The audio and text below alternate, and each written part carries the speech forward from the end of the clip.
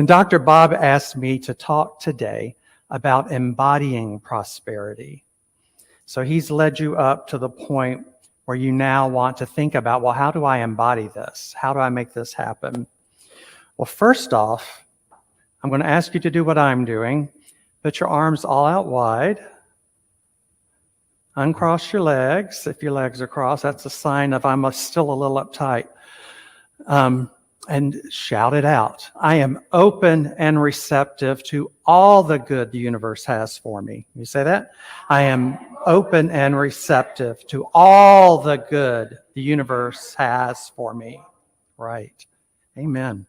Let me tell you, that is a Louise Hay affirmation, and I learned from watching her that if I'm sitting like this, because it gives me some comfort, that I'm actually being a little bit uptight and I'm not as necessarily open. And our body language is 70% of communication. So we want to be very clear when we are communicating what it is we want to communicate with the universe. I had a Buddhist monk for my master's program, and he would say, you need to sit like a good Buddha. You know, like your back straight, you know, none of this floppiness or, poor posture. So keep that in mind. What message am I sending to the universe with my body language? Does it match the words I'm sending? Is my body language more, say 70% more than what my words are saying at 30%?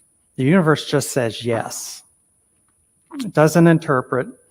It just says yes. You're putting it out there, and yes, I'll give you plenty of things to help you continue believing that. Okay, it could be I'm poor, I can't pay my bills, nobody loves me. One woman said to me, I can't remember if it was her kids, there was something with, they're always a problem. It's always a problem. And, my answer is, and so it will be. That's what the universe hears you saying. The universe is going to give you a lot of experiences to match that. To say, yes, I get you. I understand you. I'm here to give you what you would like.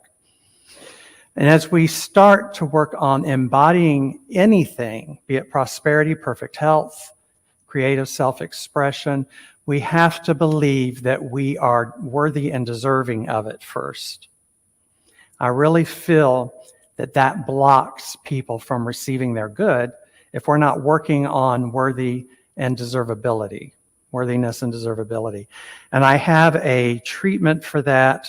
If anyone wants me to send it to them, quite often I would treat somebody after church or during the week, whenever, and then I would stick in the desirability treatment with the one I did for them, and ask them to do both of these at home every day. So I'm happy to email that to anyone who wants. Now, as we go into our good, our prosperity, I have to ask you, how do you handle compliments? How do you handle gifts? Where I'm from, which is the armpit of Alabama, what is socially correct in that area, that culture, at that time when I was growing up, was you deflect it, or you're being conceited. You're taking all the good. Your head's getting too big. So you would deflect it. Anyone compliment you, Sylvia, I love your hair. And if you go, oh, this old hair, I just barely pulled it together. Well, you're deflecting your good. The universe is paying attention. And my teacher, David Barrett, would say, to be spiritually correct is not to be socially correct. So if you're working on, you're going to improve your life, you need to not worry about what people out there are thinking or saying or doing. Look at your, I often look back to what my parents would say, what they would have me do. And I know it's, whatever it is, it's the opposite. That's what I need to do. My father had a thing about being stoic, stuffing your feelings, but that's a really good thing. But in truth, if we're going to be spiritually correct, our feelings are there for a reason. They are our guidance, our inner GPS system. Raymond Charles Barker, who was our spiritual great-grandfather, he was the teacher of Kennedy Schultz, and Kennedy Schultz taught the subsequent teachers that are here now, that have been through here. And I have a story from when Mary Morrissey went to see him speak before he died. And she said he was in his 70s, he was elegantly dressed with a head of white hair. And we used to see him on videos. David would bring videos of Raymond Charles Barker's to our class so we could see who he was and hear his style of speaking. And I remember thinking, boy, that is a happy older gay man. He was just so out there. And he put in this session with Mary Morrissey, he pulled a bunch of money out of his pockets, like a bunch of $100 bills. And he started kissing them and going on and on about how he loved his money. And he would say, "This is money. I love money." And Mary Morrissey recalls feeling horrified when she saw that. She was thinking he's not even spiritual. And then Raymond Charles Barker said, if you had any thought of revulsion, repulsion, or judgment about money, money heard you. Money's got it. It heard you. Why would money go where it's not loved? Why would you not love the symbol of your freedom? Now imagine if we had a little, or he would say, imagine if you had a little boy here. He picked the little boy up and said, "This is my grandson who I love dearly." And then he kissed all over the grandson. You would think, well, that's a good thing. But when he pulls up the money, it's a different thing. Why? Because we've been culturally taught, depending on the religion you came from, that money is the root of all evil. Only the really nasty people have wealth. That's the best way for me to describe it at this point in time. Being penniless was next to godliness. And I remember my grandfather saying, he was an old Baptist. I remember when my grandmother died, he said, "She's getting her reward now." I was like, what is it? I didn't know what that was about because I didn't grow up in that teaching, but it was about controlling people at the time, the church controlling people. Your life's going to be crap, and we're going to have you work, and it's still going to be crap, but you're going to do all this stuff for us so that you get your reward when you go to heaven. The streets are paved in gold up there. All you got to do is chip a piece off and you're already richer. I'll tell you a quick story. When I was in Science of Mind first year of studies, this was back when we were on Buford Highway, I was newly broke up from a relationship, living on my own somewhere. I was scared. It was nerve-wracking, not knowing if I was going to have enough money to pay my bills. I was doing everything for the first time. And I met a woman in our class. Naturally, we were drawn together. You have to remember that. The law of attraction pulled us together. She was in Section 8 housing, and she was food insecure. So she had been on the street some, got into housing, but never had money for food. And so I would drive her home after class, driving up Buford Highway to where those apartments were. And she would have me go through the drive-thrus of like Wendy's and everything else. And she would ask for free food. And they gave it to her. So that experience, made me quite nervous because that was just more homelessness in my face. I talked to a friend about it actually, who was a year ahead of me in our program. And he said, "This is just ridiculous. You are not going to be homeless. Your whole concern about that is just off. You've never, not taken care of yourself or pulled yourself up, when you needed to." So what happened was this lady found a way to go back to college. She had to move to Virginia. There was an apartment there for her. So the work we were doing helped. And I noticed as I was getting more am more stable by treatments and by discussing things with the practitioners and my teachers, my life was improved, and so was hers at the same time. And we're still close today. So we offer a lot of practices to change the neural patterns in your brain. The patterns that our parents put in there and that we continued when we became young adults because we didn't know any different, we're going to continue to create from the way our parents created our lives.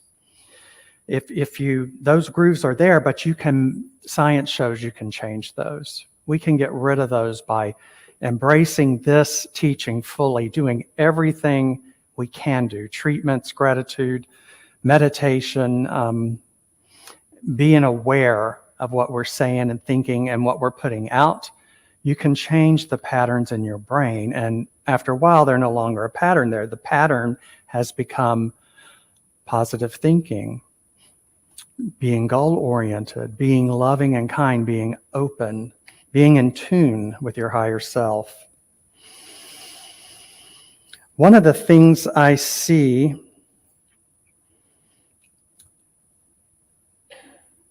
is that people are worried about their family when they do treatment.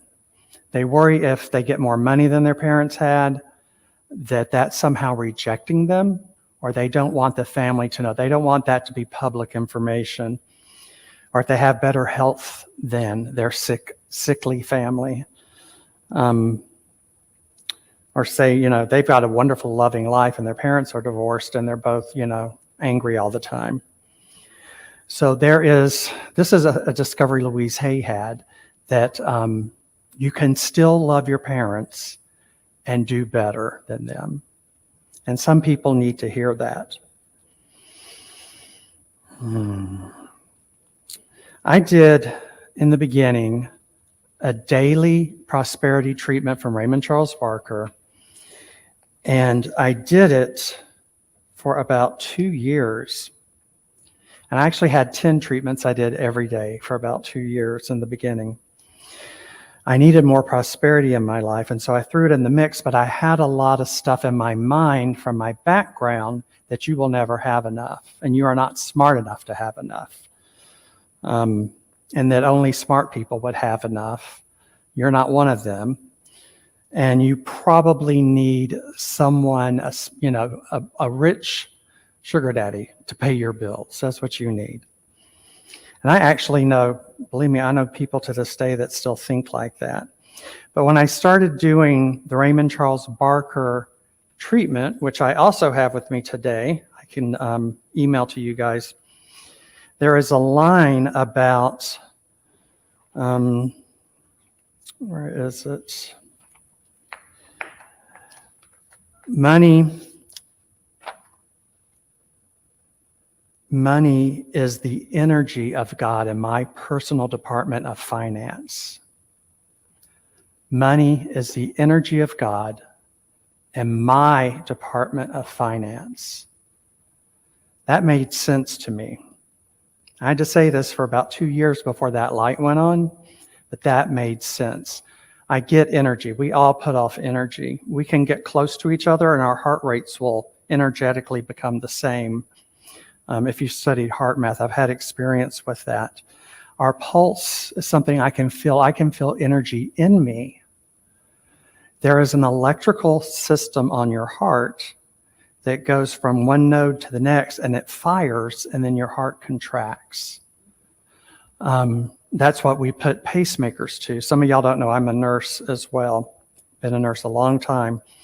We wire pacemakers into that energy system so that they cause the heart to contract. Because the reason there's something wrong if their heart is not contracting correctly. So energy of God in my department of finance. It's very interesting. There are 4 pillars of prosperity, that everything we experience falls under one of these 4 pillars. So one is prosperity, one is love, one is creative self-expression, and the last one is health. Now, in the beginning, you start working on what's obvious. I am broke and struggling. I'll do prosperity. And you just work on that. But in time, you realize that our life is a balance.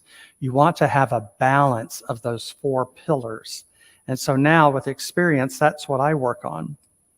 So you look at your pillars, and let's say love is down here, health is here halfway, prosperity is quarter way down, and creative self-expression. Either you're really creative like Lynn, or it's down here somewhere. So what you want to treat on is having a balance, having these even out. I want my 4 pillars to even out. I want everything to balance. And I know automatically that's going to bring up the prosperity. It's going to bring up any area where you don't feel confident. But balance is where we need to go with that. We have our concept of God being perfect, whole, and complete as is. We are an expression of God. We are in physical form, a manifestation of a thought that was held in the mind of God. Every one of us is holy. Every one of us is 100% divine. Every one of us is worthy and deserving of being here. And we are all here on purpose at the perfect time. We're here on purpose with all that's going on politically right now. We're here on purpose. We made that decision to be here. And so we're here, I know, to be comfort, to express compassion, and to light the world up. I'm going to go quickly through 10 commandments of prosperity. I can also email this to you. These come from Kennedy Schultz, our spiritual grandfather, if you're wondering. Practice gratitude daily. Like, if you want to in the morning, 5 things and write them down. In the evening, another 5 things, write them down. I do it all day. It's my praying without ceasing. And so I'm always looking for good that I can give thanks for. That keeps me in a good place mentally. And I encourage people, if you're going to do this, to have a text buddy. And you send 5 things to them each day, and you're not allowed to repeat any of them ever. So you're always looking for the good. Tithe where you're spiritually fed. Give to causes you believe in. If you listen to NPR for 30, 40 years and you've never given, that's, one you can correct. Never give out of guilt. Ernest Holmes said, it's a wicked dollar if you're doing it to be socially correct. Remember, it's not the same as spiritually correct. Don't give if you feel guilty about it. Pay your bills on time. And Emerson said, pay them as swiftly as if God sent you that bill. Save some portion of all the money you receive. Stop looking for free and cheap. Live a little. Care about your cash. Do you see people that wad up their cash and it's all crinkly? If you love something, you're going to take better care of it. Be sure you're in a good frame of mind when you pay your bills, so the energy going with it is completely loving. Do y'all have are y'all doing the increased prosperity thing this month? Okay. So I will leave that to you to do. I thank you for having me. I am so grateful to be here. This is my spiritual home, by the way, where I'm from. So thank you for being here, and I'm grateful to see the people on Zoom.